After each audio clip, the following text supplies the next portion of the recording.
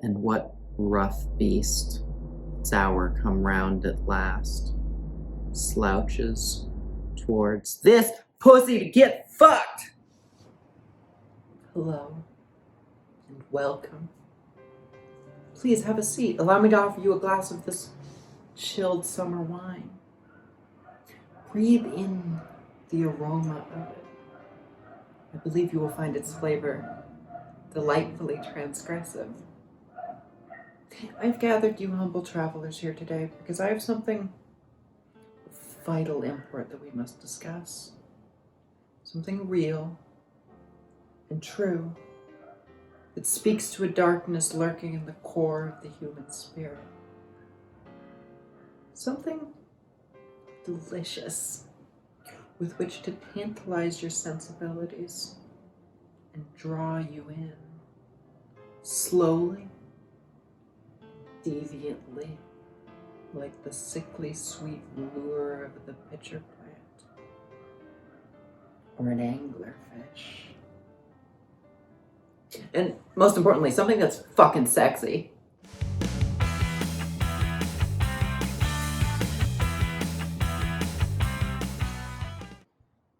All right. There's something that I gotta say at the top here. You're not gonna like it. Okay? But listen, okay? Guillermo del Toro's The Shape of Water came out in 2017. Okay, I think we've all had some time with it by now. I think we can look back, we can reflect, and we can realize that the fish man isn't that sexy. I know. Okay, I get it, but listen, is the film, a modern masterpiece? Yeah, obviously. Does it hold incredibly insightful messages about how we view, race, disability, queerness? Of course it does. But that doesn't mean that I have to want to fuck him. Okay? Just okay, bear with me, right? Okay. This, right? This is the fish guy, okay? But this is Abraham Sapien. All right, just look at these two men for a second. Really look at them. Take them in. Which of these two men, would you say is sort of more of a smooth, slippery twink? Which is wearing a skin-tight bodysuit? Which of these men, according to canonical material, reads 4 books in any given day? And which of these men, and this really is the most sort of succinct point that I can make to sum up the whole situation, which of them clearly and evidently takes his girlfriend's strap every single night? I think I've made my point relatively clear.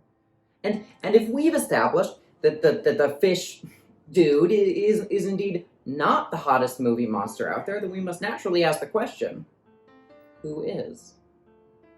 With a relic and a ritual, I will discover the answer to this question, prove it to all of you as well. My methods are nothing if not utterly scientific, and don't worry, the answer's not going to be like you or whoever you're most attracted to or something dumb like that. There is a true and definitive answer to this question, and I will uncover it or perish in the attempt. So, okay, why just movies? Right? There are a lot of monsters out there. It seems silly to apply such a seemingly arbitrary distinction, doesn't it? But it isn't arbitrary at all. In fact, I have comprised a comprehensive list of reasons for this particular decision. Roll what are you doing? Do the thing. 1, comprehensiveness. Listen, there's no way that I have a full and complete understanding of every extant monster out there. I wish I did. I really do. But even I can't, hear every folktale, read every creepypasta, catch every cryptid.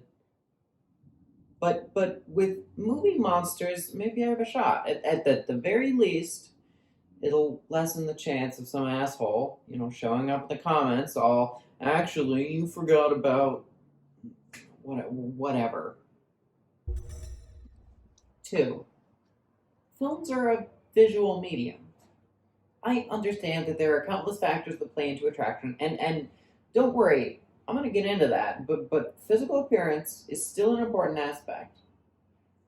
Everyone's going to imagine Grundle a little bit differently, and that means that trying to measure his physical attractiveness it can be something of a fool's errand. But everyone knows what the alien queen looks like, and everyone wants to fuck her. 3. Movie stars are sexy, though. Now that the foreplay's over, we can finally get into it.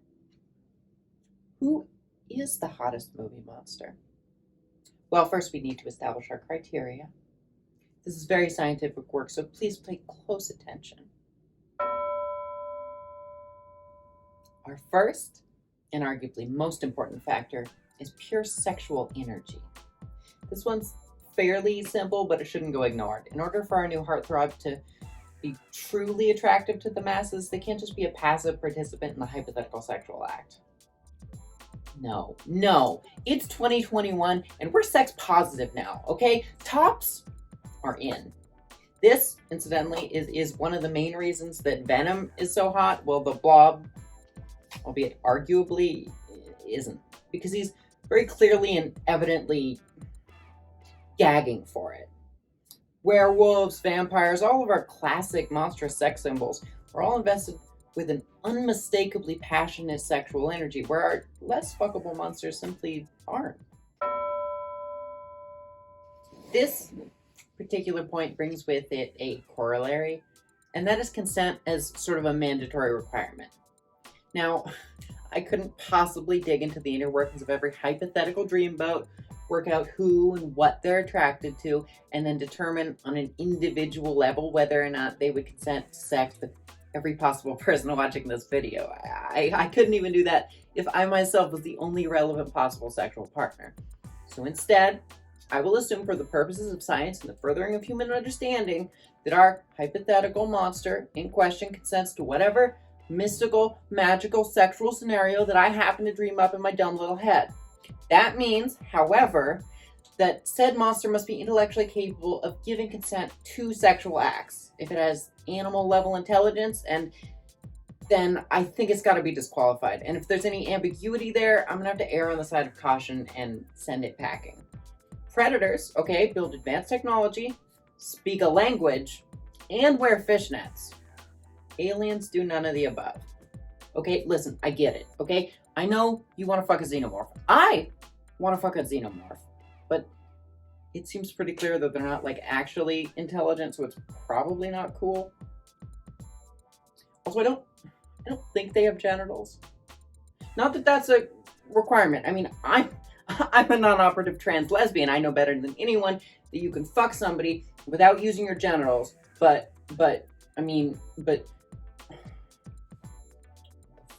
I was something I was saying. I was making a point about right. Okay. Yes. Okay. Anyway, sorry. Anyway, that's another reason that I'm not really that into the fish guy. I get that we're supposed to meet the movie where it is and sort of accept that he's a fully cognizant being, but also he eats a cat. I'm not being an asshole. That was a part of the movie, and I don't think he speaks any languages. He barely speaks sign language, and he's been around for hundreds of years, and only after it gets taught to him. And I'm not saying that he's necessarily not intelligent enough to consent to sexual acts, but I'm just saying that we don't really know for sure. So, for the monster in question, we should know for sure. The next aspect that we must take into account is something that I'm going to be referring to going forward as the vampire factor. Okay, this is a combination of two distinct and important qualities that I believe are intensely relevant to the monsters that we find ourselves attracted to. And it's not a simple sort of intuitive one either. Creatures in possession of the vampire factor must be those blessed with their halted or at the very least decelerated aging, as well as the ability to pass their condition on to others, mortals. Sort of a transformation process. And I hear what you're saying, okay? Catherine, I don't care about any of that. I want to get split open by a giant werewolf knot. I'm not preoccupied with fictional lifespans or the spread of some hypothetical supernatural condition. And I know, I get it. But is that really what we're looking for here? All that we're looking for here? No! I say no, not at all. We want romance, we want passion, we want commitment. And that's why the vampire factor is so important to all of this. No one wants to be on the outside looking in, forever apart from the wondrous and fantastical world just outside of their reach. The very world that their partner so fully belongs to. And while it's certainly possible to avoid that without the vampire factor at play, we're not looking for second best here, okay? I would argue there's very little more romantically compelling than someone able and willing to bring you into their world and live the rest of their eternal life with you. That is the very reason that despite the, everything else about him, Edward Cullen is so tantalizingly attractive. Not like to me or anything. I mean, like, sort of as a romantic archetype, more of a I don't want to fuck Edward Cullen. I don't want to fuck Edward Cullen. Also, shout out to my arrows out there. Massive respect for all y'all. If romantic connection's not something that you're looking for that reason or for any other reason, feel free to disregard this section in its entirety. I am fully confident that my final conclusion will be reached just the same without the inclusion of the vampire factor into our reasoning. But it does simply serve as further compounding evidence for what should be the obvious to anyone. Also, even without the promise of a long-lasting romantic connection, I'd say that an opportunity to get cool powers is still pretty sexy, Anyway, it's finally time that we talk about physical attraction. I hesitated coming to this one because it's so subjective. So much of it comes down to, personal preferences. But at the end of today, there are some qualities that I believe we can examine and come to an agreement over. The most important physical quality is, I believe, where our intended falls on the scale of physical monstrosity, with one side representing the bland normality of a baseline human being, and the other reserved for those creatures lacking in any human qualities at all. My team and I have thrown together a handy visual representation. Please feel free to take a look. The hottest monsters, you can easily observe, do not actually fall on the far ends of the scale, but rather more towards the middle. We're not looking for the most or the least monstrous creatures to set our sights upon, but rather those that fall into the sweet spot between the two extremes. Fucking look at these idiots. No fangs, boring clothes. They are arguably the least attractive vampires, even within the Twilight series itself, on account of not having red eyes or an interesting fashion sense. This category is boring and it's not what we're here for. If I wanted to fuck something that looked entirely human, then I wouldn't be into punks. No. In order to find a hot monster, we must find something that is hot as a direct result of its nature as a monster, not in spite of it. Incidentally, this is also the category where I would place a large portion of the werewolves in modern cinema. Admittedly, that's mostly a personal choice, but in my opinion, unless they hang on to certain wolf features in their human form, or have more direct control over their transformations, then you're really only dating a monster one day out of every month, and that's just boring. At the other end of the spectrum, we have the Thing, the Lassaglass, or Brass Teapot, the truly inhuman. Whether that's a result of their extreme monstrosity or simply abstract design. Creatures that are not just offshoots of the human form, but are fully apart from it. I believe that while creatures such as these can possess intensely interesting artistic designs, calling them sexy on the face of it isn't entirely accurate. There are exceptions, of course, there are always exceptions, but as a general rule, I find it to hold true. As human beings, we are hardwired to be attracted to specifically the human form, and as such, the creatures that loosely approximate it are those that we are naturally inclined to want to bone down on. Most people probably don't find the Laser Glass sexy, even though it is a monster, for the same reason that most people don't find their bathroom mirror sexy. Unless, like myself, you're an extreme narcissist and have a long-standing crush on the twin from the massively underrated Devil's Carnival films, but I digress. We know the human form better than any other, and we are far more capable of detecting the subtle differences in individual bodies than we are for those of animals or for inanimate objects.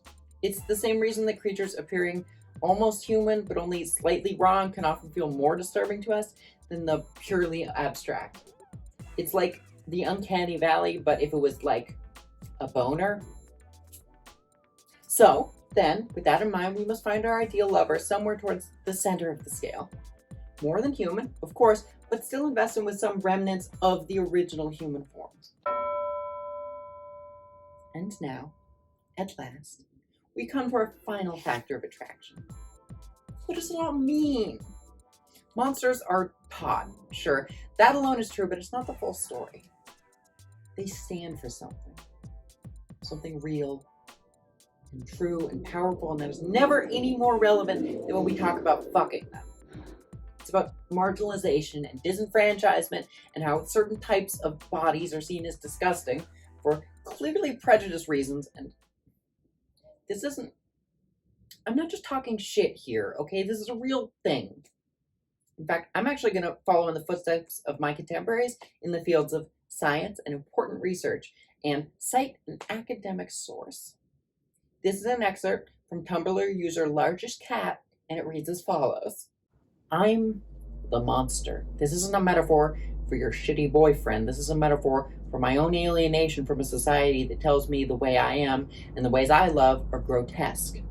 This is a fantasy of love free of judgment, separate from societal standards that I'll never live up to anyway.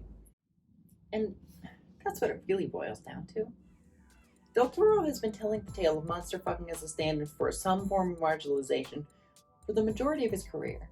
From Hellboy 2 to The Shape of Water. Look out for a video examining how the Golden Army elegantly encapsulates the trans experience, by the way.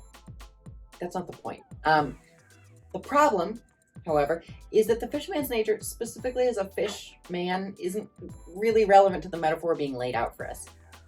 That he's a monster in general is, sure, but not any of the specifics. And that's what really matters here.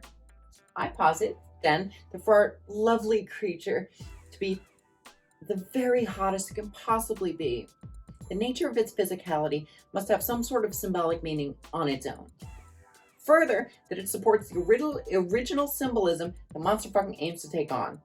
In order to be our most desirable, its body needs to be a commentary on how certain types of attraction are looked down on by the majority, and specifically bring to mind a sense of animosity towards any sense of heteronormative attraction. If it were attempting to appeal to me specifically, then it would contain imagery of grotesque transformation with body parts shifting and oozing and warping and changing in ways that by all rights should be horrifying but only appear entrancingly sexual. It needs to not only ignore traditional beauty standards, but violently attack them, creating something new and captivating as a direct result. It should be something that challenges you to be attracted to it and rewards you boundlessly for doing so. So let's review. Who can replace the creature from the White Lagoon as our grotesque new sex symbol? It's the white is cum, right? White Lagoon. Does that scan as a joke? Does that's funny, right? Hey, that's anyways. Let's review. Our perfect monster's gotta be horny. Absolutely ravenous. And they've got to be able to communicate that desire without any ambiguity. They've got to have some sort of prolonged lifespan as well as the ability to transform us into members of their own kind. They need to be properly monstrous while still clinging on to some semblance of an original human shape. And most importantly, our attraction to them has got to absolutely drip with metaphor. Figured it out yet? I know I have. And it's absolutely delicious. But if you want, I can give you a sec to catch up. Go on, pause the video. Think about it. Make up your own mind. Quit listening to authority figures. Maybe you'll agree with me, and maybe you'll just be wrong. But at least you'll decide for yourself, Ready? Set? All right, I can give it to you. The sexiest movie monster is unequivocally one of Clive Barker's Cenobites.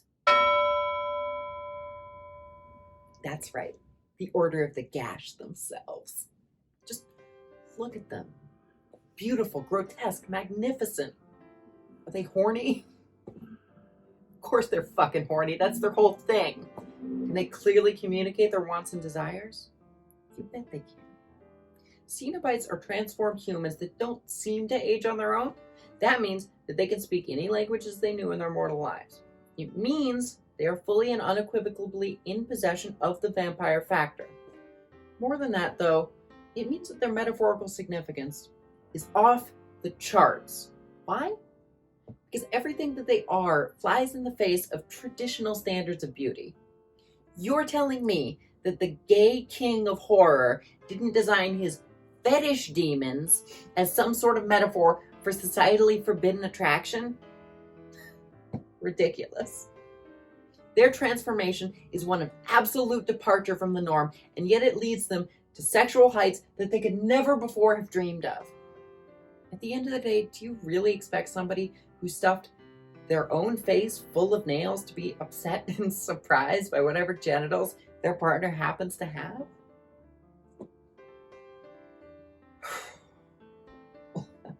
So there's your answer. Pretty good one too, honestly. Maybe I'm just projecting my own sort of personal fetishes here, but I think I made a pretty good argument.